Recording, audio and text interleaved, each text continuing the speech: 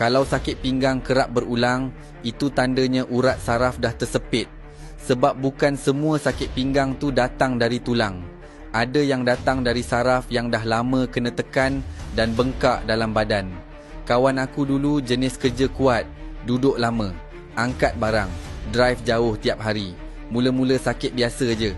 Sekejap okey, sekejap datang balik. Dia ingat salah tidur, pergi urut, tampal patch panas, makan ubat tahan sakit. Tapi makin lama, sakit tu makin pelik. Kadang sakit mencucuk dari pinggang turun sampai ke betis. Nak bangun dari duduk pun rasa mencengkam. Nak sujud pun payah. Kaki rasa kebas dan mencucuk macam kena renjatan elektrik. Dia try macam-macam. Senaman YouTube, jumpa tukang urut, pergi kiropraktor. Tapi sakit tetap datang balik. Lepas tu baru dia perasan, setiap pagi badan rasa keras. Berdiri lama sikit terus mencucuk. Malam susah tidur sebab pinggang berdenyut. Lepas jumpa pakar saraf, doktor cakap straight, ini bukan sakit pinggang biasa. Ini urat saraf dah tersepit.